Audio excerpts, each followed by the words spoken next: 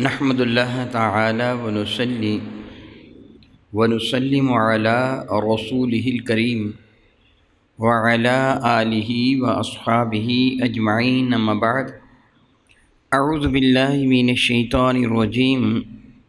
بسم اللہ الرحمن الرحیم بحمد اللہ تعالی کہ اللہ تبارک و تعالی جل وعلا کے احسان اور کرم سے آج آپ کا سبق شروع ہوگا سورۃ البقرہ شریفہ کی 242 نمبر آیت شریفہ سے آگے۔ ملاحظہ کیجیے گا، اعوذ باللہ من الشیطان الرجیم بسم اللہ الرحمن الرحیم الم تر الی الذین خرجوا من دیارہم وهم الوف حذر الموت فقال لهم الله موتوا ثم أحياهم إن الله لذو فضل على الناس ولكن أكثر الناس لا يشكرون۔ ألم ترى، کیا آپ نے نہیں دیکھا، إلى الذين، ان لوگوں کی جانب کہ خرجوا، جو خارج ہوئے تھے، نکلے تھے، من دیارہم، اپنی بستیوں سے، اپنے گھروں سے، وہم الوف،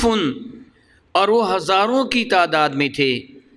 یا وہ آپس میں ایک دوسرے سے محبت کرنے والے تھے، حذر الموت، وہ موت کے ڈر سے نکلے تھے کہ کہیں ہمیں موت نہ آ جائے۔ فقال لهم اللہ موتوا، تو اللہ رب العزت جل وعلا نے ان کو مر جانے کا حکم دے دیا۔ ثم احیاہم، پھر ان کو زندگی عطا فرما دیں۔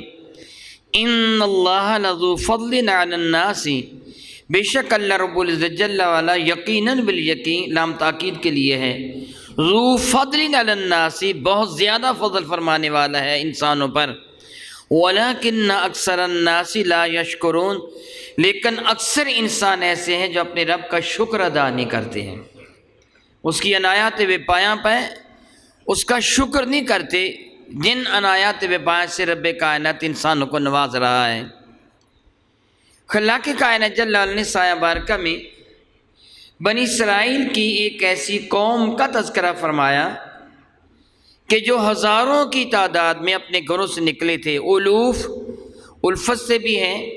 اور الفن سے بھی، یعنی ہزاروں کی تعداد میں، یا اس حال میں کوئی ایک دوسرے کے ساتھ پیار کر رہے تھے، یعنی ایک ہی خاندان، یہ ایک ہی قبیلے، یا ایک ہی بستی، یا ایک ہی شہر سے متعلق وہ لوگ تھے جو نکلے تھے۔ مفسرین کرام نے مختلف اس کی صورتیں بیان فرمائی ہیں، حقیقت سے میرا اللہ واقف ہے۔ باتیں یہ فرمایا کہ اس بستی میں طاعون کی وبا پھوٹ پڑی تھی، اور وہ لوگ اس لیے نکلے تھے کہ ہم طاعون سے بچ جائیں گے۔ اور ایک روایت میں یہ بھی ہے کہ اللہ رب العزت جل وعلا کے نبی نے ان کو جہاد کا حکم دیا تھا، اور وہ راتوں رات اپنی بستیوں سے اس لیے نکل گئے کہ اگر ہم یہاں موجود رہے ہمیں جہاد پہ جانا پڑے گا۔ وہ شہر سے باہر چلے گئے جنگل بیابان میں۔ رب کائنات جل وعلا نے جبریل امی کے ذریعے ان کو موت کی نیند سلا دیا، یعنی فرشتے نے کہا موتو، مر جاؤ۔ ان سب پر اللہ تعالی نے موت کو مسلط فرما دی، ان کے جانور بھی مر گئے۔ حضرت حزقیل علیہ السلام اللہ تعالیٰ جل وعلا کے برگزیدہ پیغمبر، کہا جاتا ہے یہ ان کی قوم تھے۔ جب آپ نے اپنی بستیوں کو خالی دیکھا تو جنگل کی جانب تشریف لائے، تو اپنی امت کو مرے ہوئے دیکھا تو بارگاہ رب العزت میں دعا مانگی کہ پروردگار عالم ان کو زندگی عطا فرما دے، تو رب کائنات نے ان کی دعا سے ان کو پھر سے زندگی عطا فرما دی۔ دراصل یہ موت ان کو سزا تھی، اصل طبعی زندگی بسر کرنے کے بعد ان کو دوبارہ پھر موت آئی۔ اس کو اسی طرح سمجھا جا سکتا ہے کہ جس طرح حضرت سیدنا موسیٰ کلیم اللہ جب تورات لے کر اپنی قوم کے پاس تشریف لائے تو تورات کے سخت احکامات کو دیکھ کر بنی اسرائیل نے کہا لن نؤمن لک حتی نری اللہ جہرۃ، اے موسیٰ ہم ہرگز آپ پر ایمان نہ لائیں گے جب تک اللہ تعالیٰ جل وعلا کو کھلم کھلا دیکھ نہیں لیتے۔ اللہ فرماتا فاخذتکم الصاعقہ وانتم تنظرون، پھر ایک چنگھار نے ان کو پکڑ لیا تھا۔ میرے کریم آقا رسول عربی شفیع معظم رحمت عالم کے ارشاد کے مطابق پھر موسیٰ کلیم اللہ کی دعا سے یہ جو اللہ تعالیٰ جل اللہ کا دیدار کرنے کی نیت کے ساتھ آئے تھے کہ ہم تجھ پر ایمان نہیں لاتے، ہم اللہ کو کھلم کھلا دیکھنا چاہتے ہیں، یہ سارے کے سارے مر گئے تھے۔ پھر موسیٰ کلیم اللہ کی دعا سے رب کائنات ان کو پھر زندگی عطا فرما دی تھی۔ یہ 70 افراد تھے۔ اسی طرح حضرت حزقیل کی اس قوم کو بھی دوبارہ زندگی عطا فرما دی۔ یاد رکھیے حضرت سیدنا اسامہ بن زید رضی اللہ تعالیٰ سے مروی ہے، میرے اور آپ کے کریم آقا حضور رحمت عالم صلی اللہ علیہ وسلم کا ارشاد گرامی قدر ہے، جس بستی میں طاعون پڑ جائے، اللہ نہ کرے اللہ نہ کرے اللہ نہ کرے، اللہ تعالیٰ ایمان والوں کو اس سے محفوظ رکھے، جس بستی میں طاعون پڑ جائے اس بستی سے بھاگنا منع ہے، لیکن جس بستی میں طاعون کی خبر تمہیں مل جائے اس بستی میں جانا بھی منع ہے۔ یعنی اسلام بڑا ہی پیارا مذہب ہے۔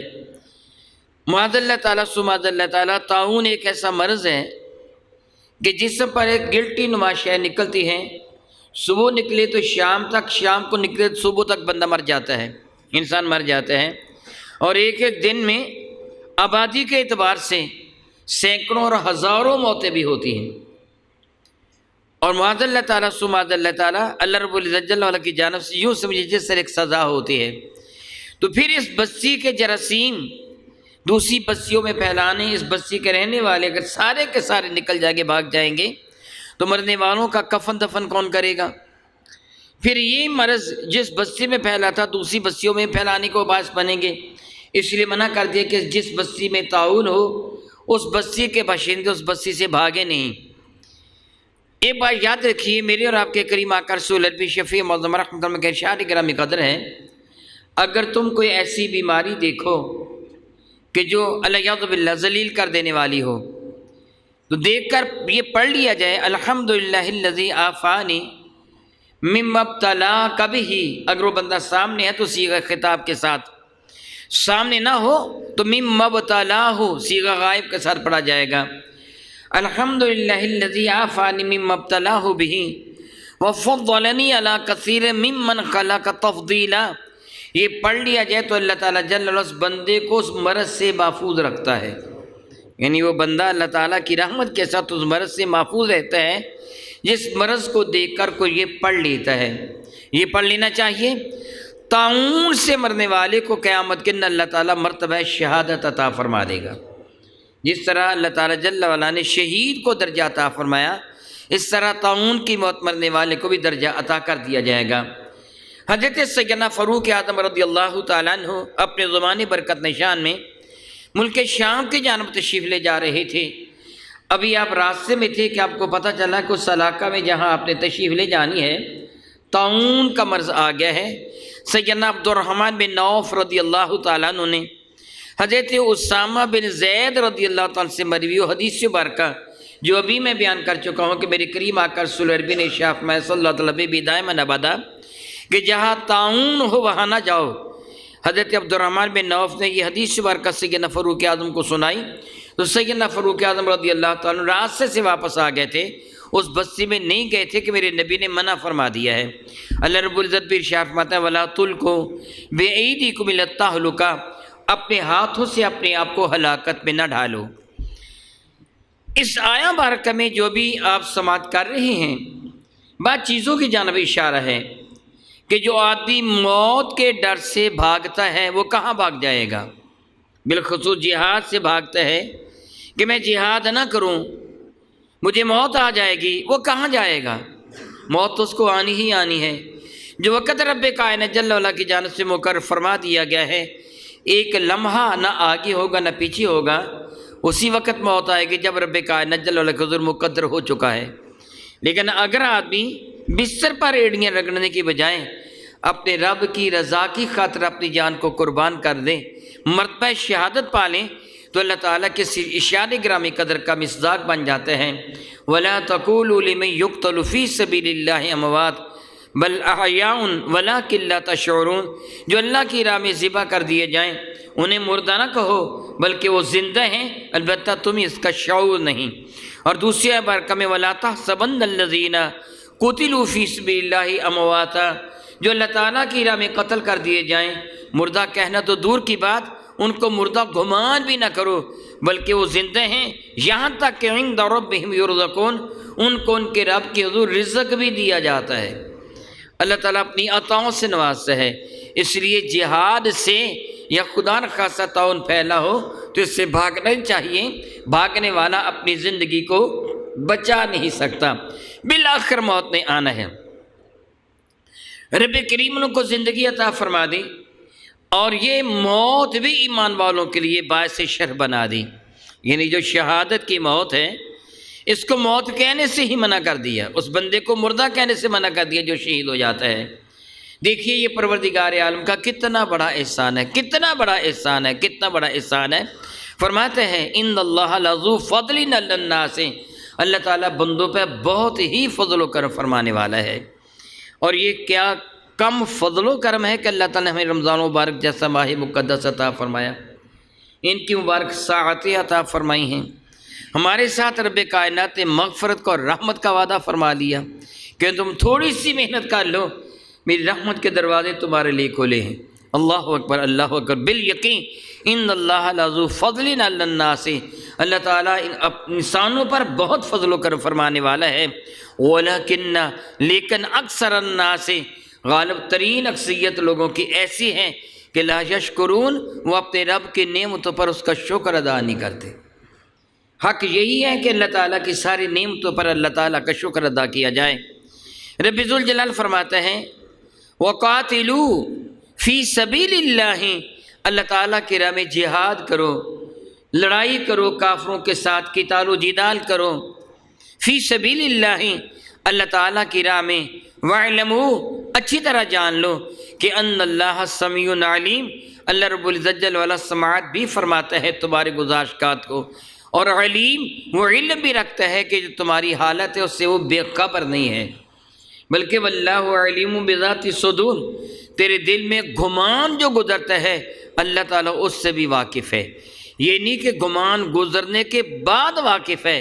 نہیں نہیں، تو پیدا بھی نہیں ہوا، رب کریم تیری خصلتوں سے پہلے ہی واقف ہے کہ اس نے دنیا میں جا کر کرنا کیا ہے، اس کی عمر کتنی ہوگی، اس کے اعمال کیسے ہوں گے، تیرے پیدا ہونے سے پہلے تیرا اللہ جانتا ہے، اس سے کچھ پوشیدہ نہیں ہے، چھپایا نہیں جا سکتا۔ ان اللہ سمیع علیم، اللہ تعالیٰ سننے والا بھی ہے اور جاننے والا بھی ہے۔ ارشاد فرماتے ہیں من ذا الذی یقرض اللہ قرضا حسنا، من ذا الذی، کون ہے وہ ذات، کون ہے وہ شخص، من ذا، کون ہے وہ، الذی، وہ شخص کہ یقرض اللہ، جو اللہ تعالیٰ جل اللہ کو قرض دیتا ہے، قرضا حسنا، قرض دیتا ہے، بہترین قرض دیتا ہے۔ اس آیا بار کا کوئی سی تناظر میں ملاحظہ کیجئے جو گفتگو ہو رہی ہے۔ قرض کا لفظی معنی قطع کرنا، کاٹنا، جدا کرنا ہوتا ہے۔ اسی سے لفظ مقراض ہے، اس میں اعلیٰ لفظ قرض کا۔ مقراض کینچی کو کہتے ہیں جو چیز کو کاٹ کر دو یا زیادہ حصوں میں تقسیم کر دیتی ہے۔ قرض سے مراد وہ شے ہے جو بندہ اپنے سے جدا کر کے کسی اور کو دیتا ہے۔ قرض کا دوسرا معنی وہ شے ہے، قرض وہ اسم ہے، وہ چیز ہے کہ جس کے بدلہ میں کوئی بندہ معاوضہ طلب کرتا ہے، اجرت طلب کرتا ہے، جس کے بدلہ میں، جس طرح آپ کسی کا کام کریں تو آپ کی اجرت اس کے ذمہ قرض ہے، یعنی آپ نے کسی کا کام کیا تو آپ کی اجرت کے ذمہ کیا ہے، قرض ہے۔ اب اس نے آپ سے قرضہ لیا تو نہیں تھا، یہ تو نہیں نا کہ اس نے آپ سے پیسے لیے ہیں، آپ نے اس کی نوکری کی ہے، آپ نے اس کی ملازمت کی ہے، اور اس کے ذمہ آپ کی ملازمت کا معاوضہ قرض ہے۔ اسی طرح آپ یہ کہتے ہیں کہ فلاں نے مجھ پر احسان کیا، اس احسان کا بدلہ چکانا مجھ پر قرض ہے، حالانکہ آپ نے روپے پیسے تو نہیں لیے۔ قرض سے مراد وہ شے کہ جس کا بندہ معاوضہ طلب کرتا ہے اور اس کو معاوضہ عطا کیا جاتا ہے۔ ان معنی میں یہ ہوگا کہ اپنی جان اپنے رب کی رضا کے لیے پیش کرو، رب کریم اس کا معاوضہ تم کو عطا فرمائے گا۔ یہ نہیں کہ قرض کا وہ معنی ہم سمجھے جو ہمارے ہاں عام مروج ہے کہ کسی کو ضرورت ہے روپے پیسے کی، کسی کے سامنے جاتا ہے بھیک مانگنے کے انداز میں، یار مجھے قرضہ دے دے مجھے ضرورت ہے۔ رب کائنات غنی الحمید ہے، وہ بے پرواہ ہے، اس کو ضرورت نہیں ہے۔ اس سے کہ تم اپنے رب کی عبادت کرو، جس طرح بھی میں عرض کر چکا ہوں کہ آپ کسی کی ملازمت کرتے ہیں، کسی کو راضی کرتے ہیں، کسی کی نوکری کرتے ہیں اور اس کے ذمہ وہ معاوضہ ادا کرنا قرض ہوتا ہے، گویا آپ نے اس کو مقروض کر دیا، یعنی آپ اس سے اس کا مطالبہ کرنے کے حقدار ہیں، حق رکھتے ہیں۔ میرا اللہ ارشاد فرماتا ہے تم میری راہ میں خرچ کرتے ہو تو اس کا اجر میں تم کو یوں عطا فرماتا ہوں جس طرح میرے ذمہ کرم وہ قرض ہو۔ حضرت سیدنا عبداللہ ابن عمر رضی اللہ تعالیٰ عنہ سے مروی ہے، امام بخاری نے اس کو اپنی صحیح میں نقل فرمایا کہ میرے کریم آقا تاجر بوجم شفیع معظم رحمت عالم نے سایہ بارکہ کے نازل ہونے کے بعد کہ رب ذوالجلال نے ارشاد فرمایا الذین ينفقون اموالهم فی سبیل اللہ کمثل حبۃ انبتت سبع سنابل فی کل سنبلۃ مئۃ حبۃ، یعنی جو اللہ تعالیٰ کی رضا کی خاطر اللہ تعالیٰ کی راہ میں خرچ کرتے ہیں ان کی مثال یوں ہے جس طرح انہوں نے ایک دانہ بو دیا جس سے 7 بالیاں نکلیں، پھر ہر بالی کو 100 دانہ لگا، گویا ایک دانے کا 700 گنا اجر عطا کر دیا گیا۔ میرے کریم آقا رسول اللہ نے بارگاہ رب العزت میں عرض کیا، صحیح بخاری میں ہے کہ اے رب کائنات میری امت کو اس سے بھی زیادہ عطا فرما دے، یعنی جو تو نے یہ وعدہ فرمایا اس سے بھی زیادہ عطا فرما دے، تو رب کائنات نے یہ آیہ بارکہ نازل فرمائی۔ میرے اور آپ کے کریم آقا رسول اللہ شفیع معظم رحمت عالم صلی اللہ علیہ وسلم نے وضاحت فرماتے ہوئے ارشاد گرامی قدر فرمایا کوئی بندہ اپنی طاقت کے مطابق، اپنی وسعت کے مطابق اللہ رب العزت جل وعلا کی راہ میں خرچ کرتا ہے اور اس کا عقیدہ، اس کا اخلاص بلندی پہ ہوتا ہے، وہ ایک کھجور خرچ کرتا ہے، رب کائنات اس کو برکتوں سے نوازتا چلا جاتا ہے، یہاں تک کہ قیامت کے ان کھجور کا ثواب احد پہاڑ کے برابر عطا فرما دے گا۔ میرے قریب نے مثال دے کے فرمایا جس طرح تم ایک بچڑے کی پرورش کرتے ہو، وہ بڑا ہوتا چلا جاتا ہے یا گائے بن جاتی ہے، گائے کی آگے نسل چلتی ہے، پھر ایک گائے کی کئی گائے بن جاتی ہے، رب کائنات اس کے اس صدقہ کو جو اسے اخلاص کے ساتھ اللہ تعالیٰ کی رضا کے ساتھ اپنی طاقت کے مطابق اللہ تعالیٰ کی راہ میں دیا، اللہ تعالیٰ اس انداز سے اس کی پرورش فرماتا ہے۔ بعض مفسرین کرام نے یہاں گفتگو فرماتے ہوئے یہ بھی فرمایا تم سے کوئی قرض مانگو، تمہارے پاس وسعت ہو تو قرض ضرور ادا کر دو، یعنی اس کو قرض ضرور دے دو، ادا نہیں کر دو بلکہ اس کو قرض ضرور دے دو۔ میرے کریم آقا رسول اللہ شفیع معظم رحمت کا شان گرامی قدر ہے، قرض دینے والے کو اللہ تعالیٰ صدقہ سے دگنا ثواب عطا فرما دیتا ہے، اور مقروض جس سے آپ کا قرضہ ادا کرنا ہے اگر آپ اس کو مہلت دے دیتے ہیں، یعنی اس کے ساتھ وعدہ کیا تھا 1 مہینے کے بعد تو قرض کی رقم واپس کر دے گا، 1 مہینے کے بعد قرض کی رقم اس نے واپس نہیں کی، آپ نے خوش دلی سے اسے مہلت دے دی یا اسے طلب نہیں کیا، مہلت دے دی، میرے کریم آقا علیہ السلام کے ارشاد گرامی قدر کا مفہوم بنتے ہیں جتنے دن مزید گزرتے چلے جائیں گے ہر دن اتنی رقم جو آپ نے قرضہ دی ہے اللہ کے راہ میں صدقہ دینے کا ثواب آپ کے نام اعمال میں درج ہوتا چلا جائے گا۔ پھر رب کائنات کی عنایات بے پایا ہیں، جس طرح حضرت سیدنا ابی ہریرہ رضی اللہ تعالی عنہ سے حدیث مبارکہ مروی ہے، طویل حدیث مبارکہ، میں اختصار کے ساتھ اس کا تھوڑا سا حصہ کروں گا۔ رب کائنات قیامت کے دن ایک بندے کو فرمائے گا اے ابن آدم میں بیمار ہوا تھا تو میری تیمارداری کو کیوں نہیں آیا، میں نے تو سے کھانا مانگا تھا تو نے مجھے کھانا کیوں نہیں کھلایا، تو بندہ عرض کرے گا تو رب العالمین ہے، تو سبحان ہے، تو صمد و بے نیاز ہے، تو کب بیمار ہو سکتا ہے کہ تیری تیمارداری کو آئے، تجھے کب بھوک ستاتی ہے کہ تو کسی سے کھانا مانگے۔ میرا اللہ ارشاد فرمائے گا میرا فلاں بندہ بیمار ہوا تھا، اگر تو اس کی تیمارداری کو گیا ہوتا تو آج اس کا اجر میرے پاس پاتا، فلاں میرے بندے نے تجھ سے کھانا مانگا تھا، اگر تو نے اسے کھانا دیا ہوتا تو آج اس کا اجر میرے پاس پاتا، گویا وہ کھانا تو اسے نہ کھلاتا بلکہ اسے تو میرے حضور پیش کر رہا ہوتا، اس کا اجر میں تجھے عطا کرتا، اس سے تو اجر عطا نہیں کرنا تھا۔ گویا اپنے رب کی رضا کی خاطر کسی محتاج کو قرض دو، بہت اچھی بات ہے۔ میرے اور آپ کے کریم آقا تاجر بوجم شفیع معظم رحمۃ اللہ علیہ کا ارشاد ہے، سیدنا ابی ہریرہ حدیث مبارکہ کے راوی ہیں، امام مسلم نے اور امام بخاری رحمہ اللہ تعالیٰ علیہما، ان دونوں نے اپنی اپنی صحیحین میں اس کو نقل فرمایا کہ روزانہ رب کائنات جل وعلا کی جانب سے زمین کی جانب 2 فرشتے آتے ہیں اور اعلان کرتے ہیں، یعنی دعا کرتے ہیں۔ ایک کہتا ہے اے اللہ تعالیٰ اپنی راہ میں خرچ کرنے والے کو وسعت عطا فرما دے، فراخی عطا فرما دے، عزت عطا فرما دے۔ اور دوسرا فرشتہ کہتا ہے اللہ تعالیٰ جو بخیل ہے اے اللہ تعالیٰ اس کو برباد کر دے، اس کو ہلاک کر دے۔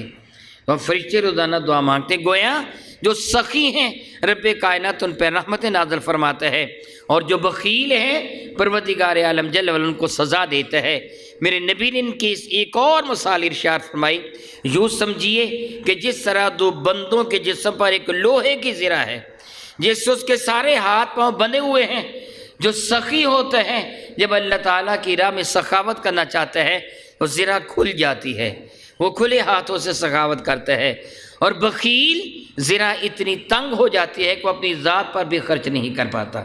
اللہ اکبر، اللہ اکبر۔ رب ذوالجلال فرماتا ہے من ذا الذی یقرض اللہ قرضا حسنا، کون ہے جو رب کائنات کی رضا کی خاطر اللہ کی راہ میں خرچ کرتا ہے، فیضاعفہ لہ اضعافا کثیرا، رب کائنات جل وعلا اس کو اتنا اضافہ فرما دے گا کہ کثیر اضافہ کر دے گا۔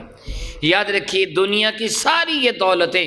سارے کا سارا مال، یہ سارا کر و فر، اس کے لیے میرا اللہ فرماتا کل متاع الدنیا قلیل، محبوب فرما دیجئے یہ دنیا کا سارا سامان زیست جو تم استعمال کرتے ہو یہ قلیل ہے، اللہ کے حضور یہ بہت تھوڑا ہے۔ سوچئے ساری دنیا جس کے حضور بہت تھوڑی ہے، وہ کسی شے کو کثیر